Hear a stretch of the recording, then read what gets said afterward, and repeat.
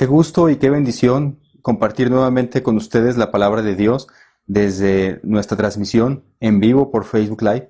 Espero que cuando tú estés viendo esta predicación, tu familia se encuentre bien. Oro porque Dios siga protegiendo a nuestra iglesia, Dios siga ayudándonos a seguir trabajando a pesar de la pandemia que estamos atravesando. Y espero que lo que vamos a hablar en esta mañana sea de bendición para tu vida. Hace algún tiempo, yo compartiendo con los jóvenes de Aliento de Vida de nuestra iglesia, Campamento de Dios, en esa ocasión yo compartí con ellos un mensaje que tenía que ver con el suicidio. Lo hice porque en ese momento mi esposa y yo habíamos sido afectados porque alguien cercano a nosotros se había quitado la vida.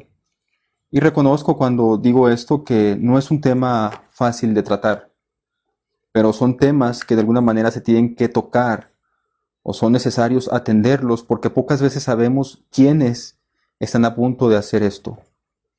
Últimamente yo en lo personal he percibido en algunas personas un sentimiento de angustia y depresión, quizás inclusive un poco más allá de lo que regularmente era.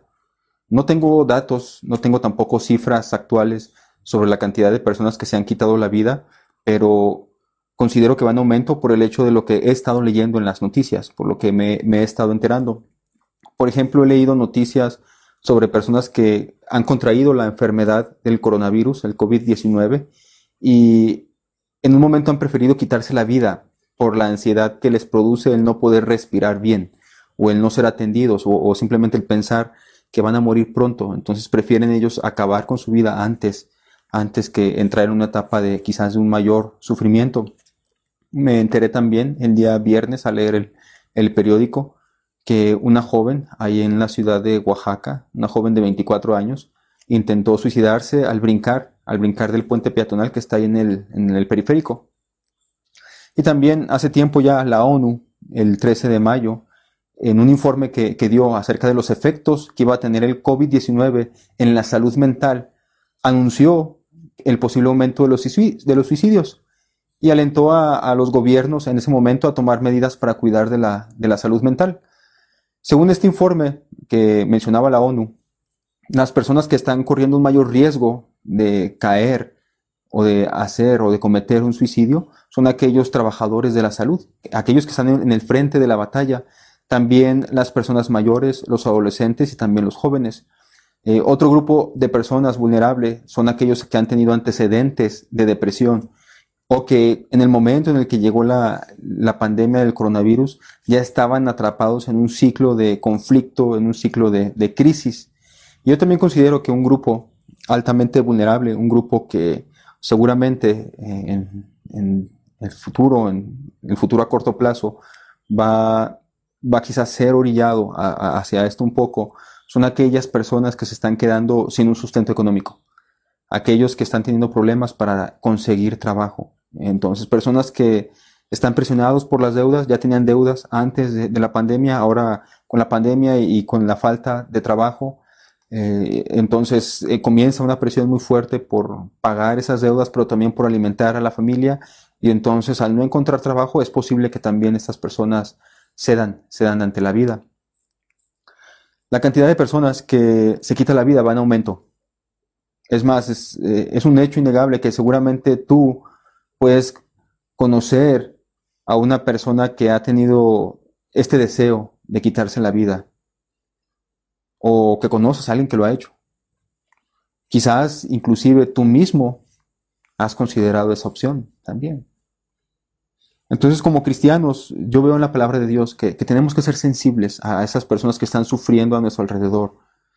Si alguien bromea acerca de suicidarse, si alguien amenaza con quitarse la vida, debemos tomarlo con seriedad, debemos verlo como algo serio, porque quitarse la vida es quizás el acto que más daña a una familia y a una comunidad. Esposos, esposas, hijos, padres, hermanos quedan devastados cuando alguien a quien ellos aman se quita la vida.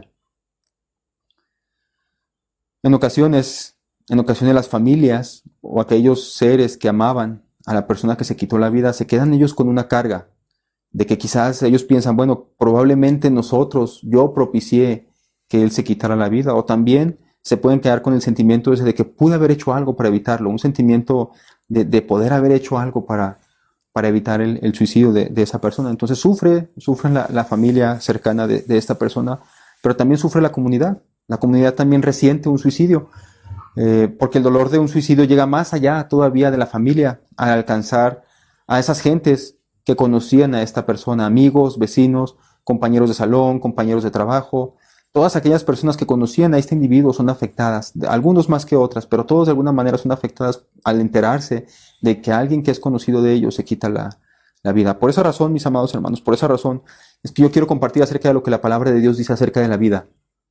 Yo quiero que consideremos lo que la palabra de Dios tiene para nosotros en esta mañana, entendiendo la naturaleza de lo que puede suceder, entendiendo la naturaleza de lo que es la vida.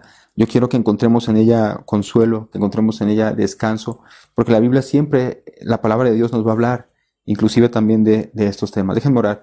Padre bendito, Padre Señor, te suplico porque en este momento, Padre, tu palabra pueda ser expuesta y llegue a los oídos de aquellas personas a quienes tenga que llegar. Es un tema doloroso, es un tema que nos puede causar quizás algún conflicto a alguno de nosotros, Dios. Te suplico por la ayuda de tu Santo Espíritu para que nos ilumine en esto y que sea tu palabra, Dios, que sea tu palabra, Padre, y la obra de tu Santo Espíritu la que trabajen en nuestro corazón. Te lo suplico, Dios, en Cristo Jesús. Amén. Bien, hermanos, para platicar en esta mañana voy a tomar el que para mí, el que yo considero que es el libro un poco más depresivo de la Biblia. Yo lo considero así porque cada vez que lo leo es un libro realmente muy depresivo. De hecho, algunos consideran que lo escribe el rey Salomón al final de su vida, cuando él ya es un anciano, y que mira en retrospectiva todo lo que él vivió, y entonces empieza con este libro del Eclesiastés. Entonces va a ser un mensaje un poco distinto, porque no me voy a enfocar en un pasaje en particular, como lo he hecho en otras ocasiones, que agarramos un solo pasaje y ahí nos quedamos, sino que voy a tomar la enseñanza general del libro de Eclesiastés. Yo espero que al terminar tú tengas una perspectiva diferente de lo que es vivir, según la palabra de Dios. Y algo que me gusta de la Biblia es que la Biblia dice la verdad sin ocultar nada, pero que algunos, para su propio beneficio, han tergiversado el mensaje bíblico y han engañado a muchos. Ustedes pueden preguntar, ¿por qué está diciendo esto? Bueno, digo esto porque quiero contestar esta pregunta. ¿Qué dice la Biblia respecto a la naturaleza de la vida? Y para eso quiero llevarlos ahí a Eclesiastés capítulo 1, versículo 2. Quiero que abran sus Biblias ahí a Eclesiastés 1, versículo 2. ¿Qué dice la Biblia respecto a la naturaleza de la vida? Bueno, dice la palabra de Dios ahí: nada tiene sentido, dice el maestro, ningún sentido en absoluto. ¿Qué obtiene la gente con trabajar tanto bajo el sol? Las generaciones van y vienen, pero la tierra nunca cambia. El sol sale y se pone, y se apresura a dar la vuelta para volver a salir. El viento sopla hacia el sur y luego gira hacia el norte. Da vueltas y vueltas soplando en círculos. Los ríos desembocan en el mar, pero el mar nunca se llena. Luego el agua vuelve a los ríos y sale nuevamente al mar. Pongan atención en el versículo 8. Todo es tan tedioso, imposible de describir. No importa cuánto veamos, nunca quedamos satisfechos. No importa cuánto oigamos, nada nos tiene contentos. Entonces, como les digo, la Biblia no oculta nada acerca de cómo es la vida. Y una verdad que nos encontramos en cuanto abrimos el libro de Eclesiastés, una verdad que golpea nuestros ojos cuando lo empezamos a ver, es que el autor de Eclesiastés sabe y dice que la vida es dura.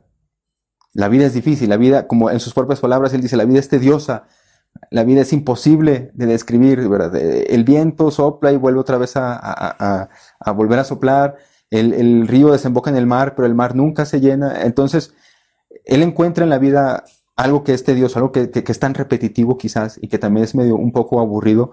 Entonces, lo dice con sinceridad. La vida es dura, la vida es difícil. Luego quiero que vayamos ahí, Eclesiastés 9, versículo 11.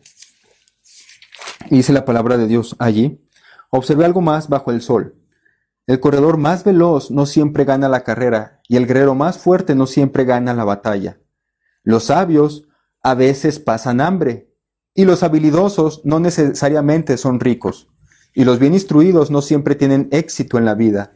Todo depende de la suerte, de estar en el lugar correcto, en el momento oportuno. Versículo 12. La gente nunca puede predecir cuándo vendrán tiempos difíciles. Como los peces en la red o los pájaros en la trampa, la gente queda atrapada por tragedias repentinas. Entonces, otra verdad que encontramos aquí en Eclesiastés, ya dijimos, número 1, que la vida es tediosa, la vida es difícil, es algo que va a decir con toda sinceridad Eclesiastés. Número 2, la vida es impredecible. Él dice, hay gente buena que le pasan cosas malas, el corredor más veloz no siempre es el que gana la carrera, o el guerrero más fuerte no es el que siempre gana la batalla. Entonces, lo que está diciendo el autor de Eclesiastés aquí es que la vida también es impredecible. No podemos predecir a ciencia cierta qué va a pasar. Puedes ser el mejor de tu clase y eso no significa que te va a ir bien en la vida. Entonces la naturaleza de la vida es impredecible, lo dice el Eclesiastés. Entonces es tediosa, es difícil de vivir, pero también es impredecible. Ahora nos vamos al capítulo 4, versículo 1 y 2, ahí también en Eclesiastés. Además, observé toda la opresión que sucede bajo el sol. Vi las lágrimas de los oprimidos y no había nadie para consolarlos. Los opresores tienen mucho poder y sus víctimas son indefensas. Entonces llegué a la conclusión de que los muertos están mejor que los vivos, pero los más afortunados de todos son los que aún no nacen, porque aún no han visto toda la maldad que se comete bajo el sol. La vida es tediosa, la vida es impredecible y la vida también es injusta. La Biblia no pinta un mundo color de rosa. No promete una vida sin problemas ni dificultades, sino todo lo contrario. La Biblia nos enseña que esta vida es así por culpa del ser humano. La vida es tediosa, la vida es impredecible, la vida es injusta, no porque Dios lo haya planeado así para nosotros. La vida es así porque el ser humano, en su maldad, destruyó lo que Dios había planeado. Entonces la Biblia es clara al afirmar que el hecho de que la vida se ha vuelto tan difícil es la culpa del ser humano. Porque nosotros como seres humanos hemos tomado nuestras propias decisiones echando a perder la creación perfecta de Dios. Y el mismo Eclesiastés también en el capítulo 7, en el versículo 29 nos va a decir esto. Dice ahí, sin embargo, sí encontré lo siguiente. Dios creó al ser humano para que sea virtuoso, pero cada uno decidió seguir su propio camino descendiente. Dios creó al ser humano bueno, pero el ser humano decidió ir en un camino descendente de maldad.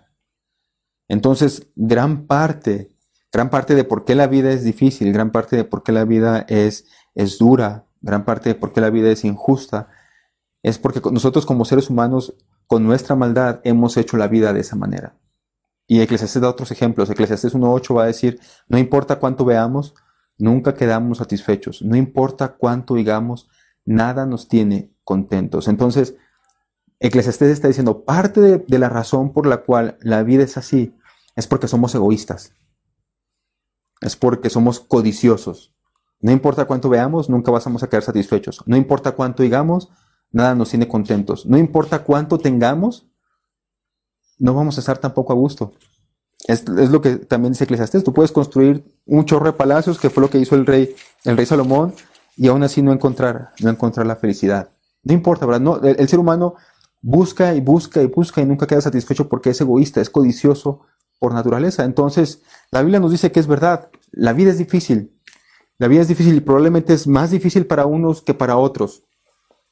Yo creo que es todavía más difícil para aquellos que hacen todo lo posible porque les vaya bien, se esfuerzan, estudian, trabajan, hacen todo lo posible porque las cosas les vayan bien y no les va bien.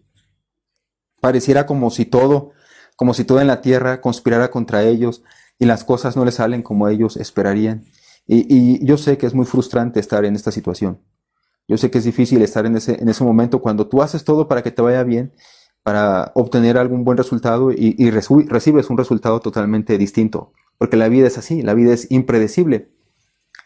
Si alguien de aquí, de los que me está viendo, está pasando por un momento así en su vida, está pasando por un momento difícil y quizás hasta está pensando en quitarse la vida, yo no quiero ser insensible.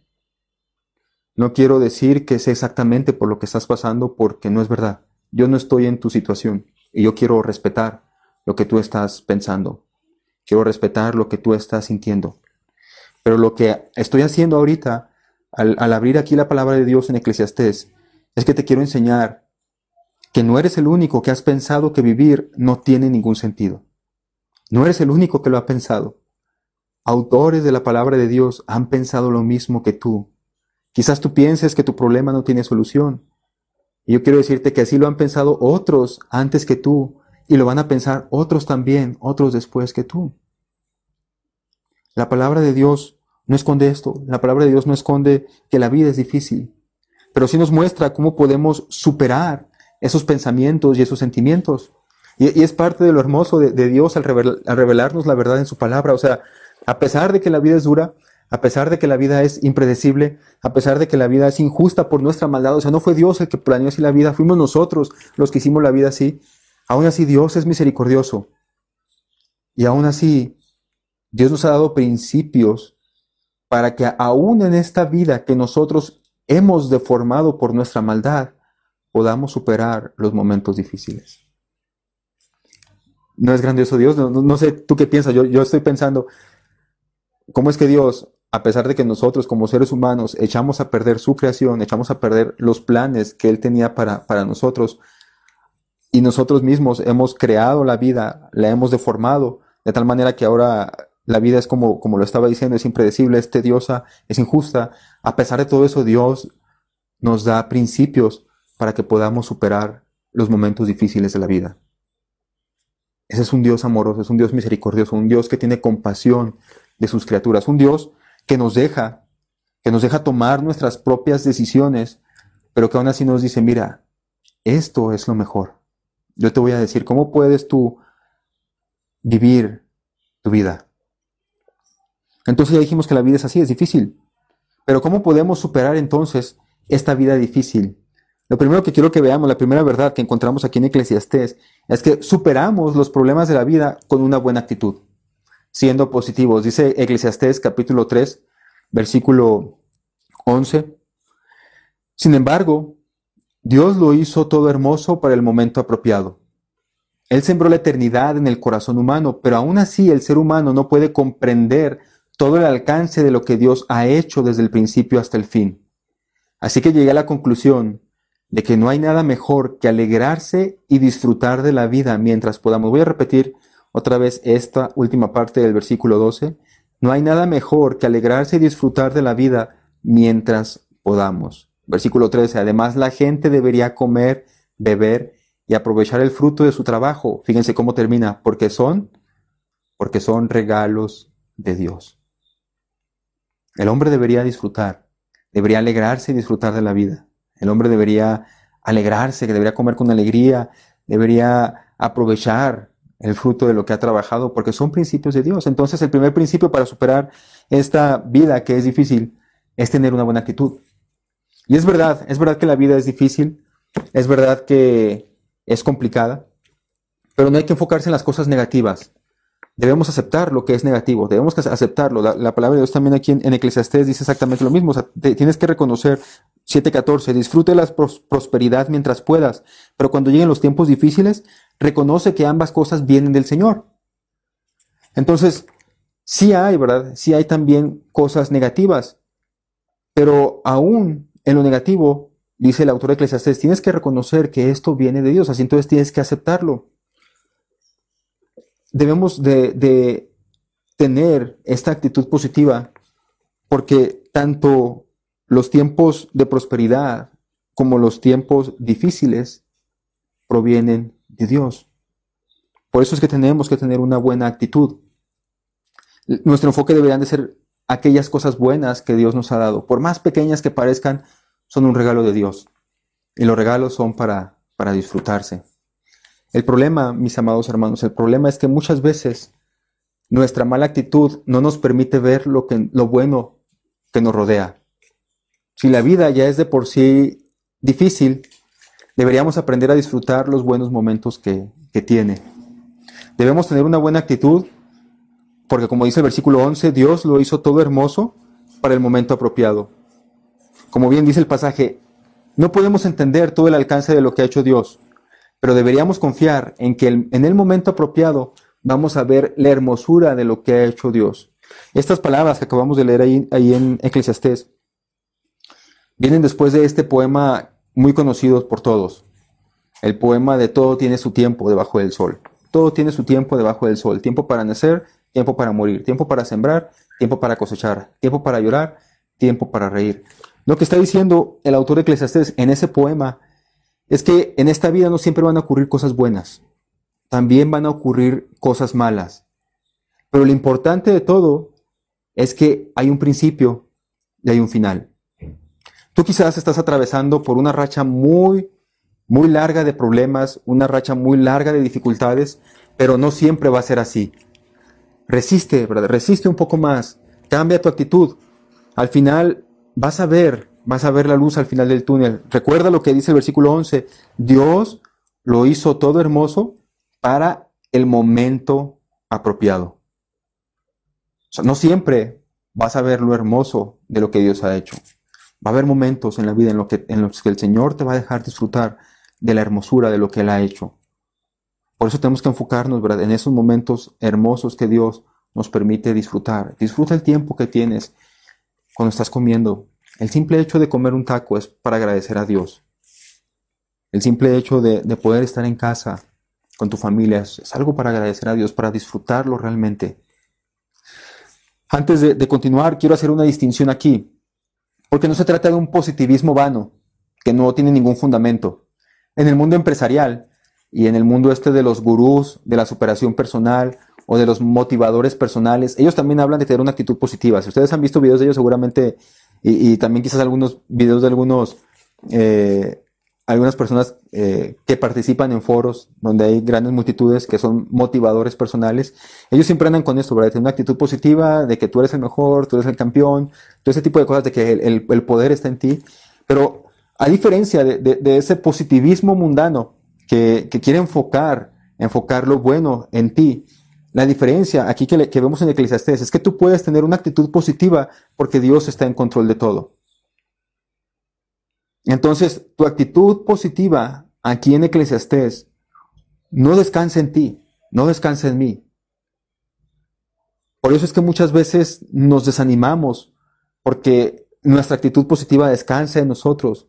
Pero cuando tú llegas a creer de verdad, cuando tú logras realmente en tu cabeza creer esto, está bien. Yo no puedo comprender completamente todo lo que hace Dios, pero sé que en el momento apropiado veré la hermosura de su obra, entonces puedes descansar en Dios. Y tu positivismo no es vano, porque tu positivismo está fundamentado en lo que Dios es. No se trata entonces de ser positivo solamente por ser positivo, sino se trata de descansar en la promesa de que Dios ha hecho todo hermoso para su tiempo. Por eso es que podemos descansar y ser positivos ante la vida. Y va a haber momentos difíciles, va a haber momentos de mucho dolor, pero aún así tenemos que creer en que Dios hizo las dos cosas. Y en su momento nos dejará ver lo hermoso de lo que nos dejó atravesar. La segunda manera en cómo podemos superar los momentos difíciles de la vida es teniendo compañía. Dice Eclesiastés 4:9. Es mejor ser dos que uno, porque ambos pueden ayudarse mutuamente a lograr el éxito. Si uno cae, el otro puede darle la mano y ayudarle. Pero el que cae y está solo, ese sí que está en problemas. Del mismo modo, si dos personas se recuestan juntas, pueden brindarse calor mutuamente.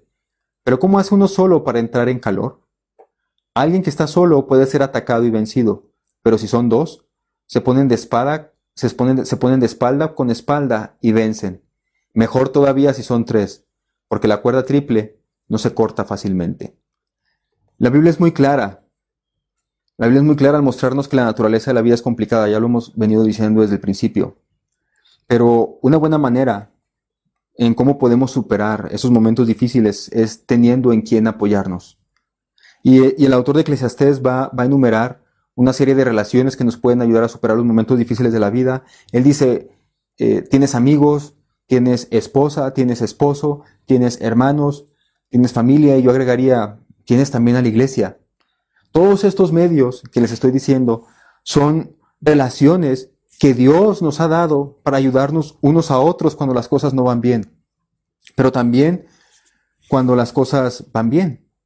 Entonces tenemos amistades, tenemos familia, tenemos amigos, hermanos, iglesia, que van a estar con nosotros en las buenas, pero también son para cuando van las cosas mal, cuando están saliendo mal. El problema, yo considero el problema es que a muchos de nosotros no nos agrada tanto la compañía, como que somos un poco más solitarios o tememos abrirnos con los demás, porque vivimos en un mundo de máscaras, vivimos en un mundo donde todas las personas se reflejan a sí mismos como personas totalmente sólidas y sin ningún problema. Entonces, que alguien venga y se abra y exponga sus problemas lo criticamos todos. Por eso es que quizás algunos temen abrirse con los demás porque tienen miedo de lo que puedan pensar de ellos. Pero déjame decirte que la vida en ningún momento está diseñada para navegarse en solitario. La vida en ningún momento está diseñada para navegarse en solitario. Ni siquiera Jesús lo intentó. Ni siquiera Jesús se atrevió a pasar por la vida en solitario. Desde el inicio de su ministerio, tú te acordarás muy bien, Él buscó a 12 personas que lo iban a acompañar durante su vida. Y en los momentos más difíciles, Él se abrió con sus amigos totalmente, lloró con ellos, les compartió de sus luchas, les dijo, oren por mí. Ni siquiera Jesús intentó transitar en soledad la vida. Sí es verdad que sus amigos lo dejaron solo, sí es verdad que lo abandonaron, pero no es porque Él quisiera estar solo, es porque ellos huyeron. La vida no se ha hecho para navegarse en soledad. La vida se ha hecho para ir transitando por ella acompañados. Tener compañía a veces puede ser difícil.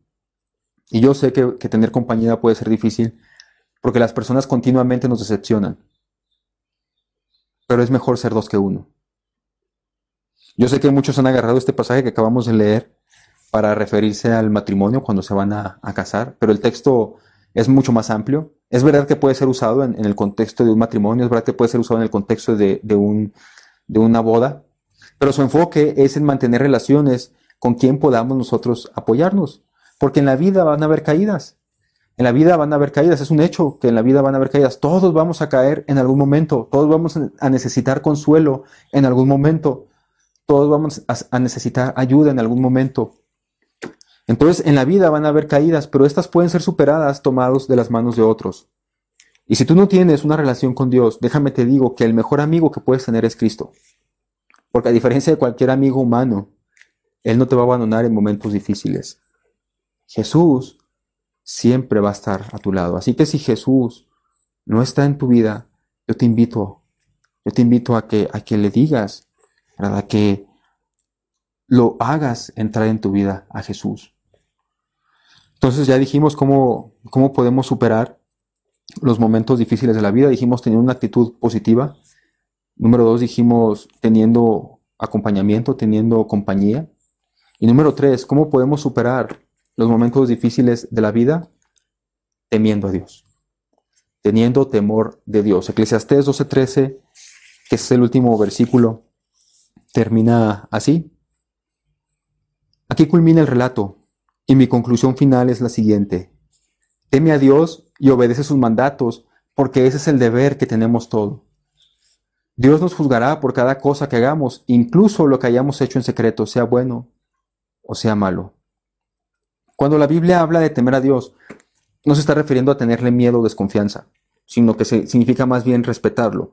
Sí es verdad que implica un poco de miedo en el sentido de que Dios es un Dios poderoso, es un Dios soberano, y debemos de temer el desobedecerle. O sea, debemos de tener miedo de desobedecer a Dios. Sí es verdad que también implica un poco de eso, pero no se refiere, no es un miedo a no quererse acercar a Dios, sino más bien es un miedo, un respeto por obedecer su palabra y obedecer también sus mandamientos. Así que, aunque pareciera que en esta vida no hay nada que tiene sentido, ya lo hemos visto en Eclesiastés, hay una vida más allá en la que todo va a cobrar sentido. Hay una vida más allá donde los malos van a ser castigados de acuerdo con sus obras y donde por fin los justos van a ver el final de su sufrimiento y van a ser consolados. Yo quiero que recordemos lo que dije al principio. ¿Cómo es la naturaleza de la vida? Es cansada, es impredecible, es injusta, pero el autor de Eclesiastés nos anima a tener respeto por Dios. Nos anima a tener respeto por Dios porque nosotros no podemos entender el alcance de todo lo que Él hace. Y también porque en su momento Él juzgará todo lo que haya pasado aquí en la tierra. Entonces el autor de Eclesiastés nos invita a tener temor de Dios y a respetarlo porque en su momento Él va a juzgar todo lo que pasó aquí en la tierra. Dice Eclesiastés 8, versículo 11. Cuando no se castiga enseguida un delito, la gente siente que no hay peligro en cometer maldades. Cuando no se castiga enseguida un delito, la gente siente que no hay peligro en cometer maldades. Es decir, cuando no se castiga el mal, cuando el papá no regaña al niño porque tira un juguete que no quería el papá que tirara, el niño va a pensar que no está mal tirar el juguete y va a estar tirando más juguetes. Entonces, es lo que está diciendo aquí Eclesiastés. Cuando no se castiga en el momento un delito, la gente siente o la gente piensa que no hay peligro en cometer maldades. Sin embargo, aunque una persona peque 100 veces y siga gozando de muchos años de vida, yo sé que les irá mejor a los que temen a Dios. Quizás pueda haber algunas personas que consideres tú, bueno, estas personas son bien malas y pecan mucho. Y parece que les va muy bien porque Dios no los castiga. Y porque Dios no los castiga, ellos piensan que no es pecado, que no está mal, y siguen cometiendo ese pecado. Pero yo que soy una persona que trato de agradar a Dios, tengo muchos problemas. Por eso Eclesiastés dice eso, no importa, ¿verdad? No importa que una persona peque 100 veces y aún así siga gozando de muchos años de vida, siga gozando de tantas cosas buenas, porque al final les va a ir mejor a los que temen a Dios. Eclesiastés 3:17 va a decir: a su debido tiempo, Dios juzgará a todos, tanto a los malos como a los buenos, por cada cosa que hayan hecho. Y este es el punto de esto que acabo de leer. Eso es lo que te quiero decir a ti, que quizás estás pasando por momentos difíciles porque alguien te ha hecho a ti algo muy malo. No sé, algo malo que ni siquiera me puedo imaginar.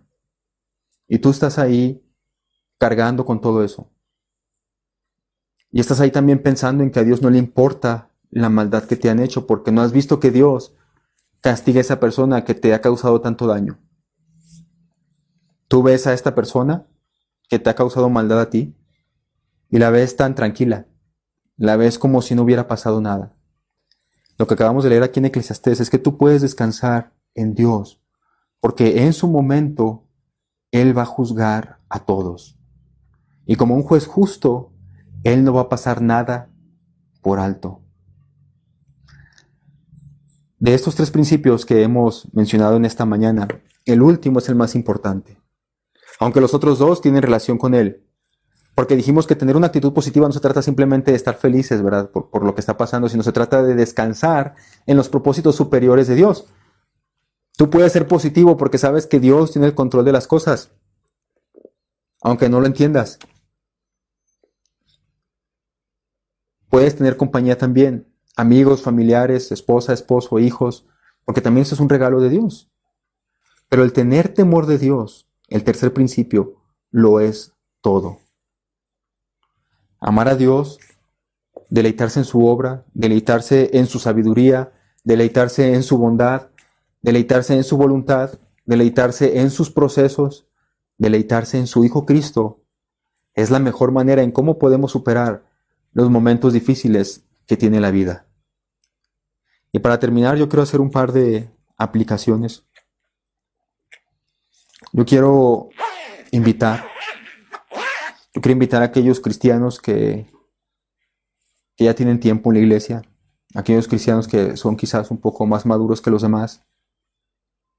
Yo te invito a que te intereses por los demás, porque tú no sabes por lo que ellos puedan estar pasando. Yo quiero que recuerdes que Dios nos ha plantado en una comunidad de hermanos para que soportemos las cargas los unos de los otros. En estos tiempos es especialmente difícil mantener el conocimiento de cómo están los demás, porque estamos encerrados, cada quien está en su cueva. A diferencia de antes, donde salíamos y visitábamos a un hermano y en el momento te podías dar cuenta porque cuando estás con otra persona, cuando lo puedes ver cara a cara, sus expresiones muchas veces, aunque no te dice nada con su boca, con su expresión te dice demasiado. O cuando ves su casa, con el simple hecho de ver su casa, ya sabes qué necesidades tiene. Pero ahorita, en estos momentos, es bien difícil hacer eso. Es bien difícil porque no podemos tener ese contacto físico. Por eso es que yo los invito en esta mañana a que busquen intencionalmente a alguno de nuestros hermanos. Y no solamente de nuestros hermanos. Busca intencionalmente a alguno de tus amigos también. No lo sabemos, quién sabe. Quizás pueda salvar una vida por el simple hecho de haberle hablado o de haberle mandado un mensaje. Hay gente, créemelo, hay gente que está pasando por momentos muy difíciles en estos días. Hay gente que está deseosa de tener amistad con alguien. Hay gente que está deseosa de poder hablar con alguien más. Yo te invito a que lo hagas, porque Dios nos ha puesto aquí para eso. Somos parte de su iglesia, somos parte de su cuerpo y estamos para soportar las cargas también de los demás. Y yo quiero invitar a aquellos que están atravesando por un momento difícil. Yo te quiero invitar a que no te cierres. Yo te quiero invitar a que por favor compartas con nosotros cómo podemos ayudarte a ti. Va a aparecer aquí mi número de teléfono por si es que tú necesitas hablar con alguien. Porque tú necesitas que Cristo sea tu fortaleza. Tú necesitas poner tu mirada en Cristo. Tú necesitas ver lo positivo de la vida por lo que Cristo está haciendo ahí en ella. La vida es difícil. La vida es difícil porque el hombre con su maldad le echó a perder. Pero Dios no quiere que vivas así. Dios quiere darte una nueva vida. Dios quiere restaurar lo que la maldad haya destruido. Dios quiere dar paz donde hay lucha. Dios quiere dar luz donde hay oscuridad. Dios quiere dar consuelo donde hay dolor. Así que si tú eres alguien que es la primera vez que estás escuchando de la palabra de Dios, ¿cómo puedes acercarte a Cristo? Dice la palabra de Dios bien sencillo. Simplemente pídele perdón por tu maldad y pon tu fe en el sacrificio de Cristo. Si eso es lo que quieres hacer, yo te invito a que ores conmigo en esta mañana. Padre bendito, gracias Señor. Gracias Padre por tu palabra. Dios, el mundo se está poniendo complicado. El mundo se está poniendo difícil, Padre. Hay personas que están sufriendo demasiado. Hay personas que están perdiendo su empleo. Hay personas que están perdiendo familiares. Hay personas que están perdiendo su salud. Hay personas que están perdiendo sus propiedades.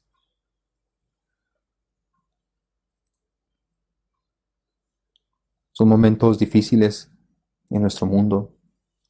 Momentos en los que las personas pueden tomar decisiones erróneas, Padre. Yo te suplico por sus vidas, Señor. Yo te suplico por su corazón. Yo te suplico por su alma, Dios. Ten compasión de ellos.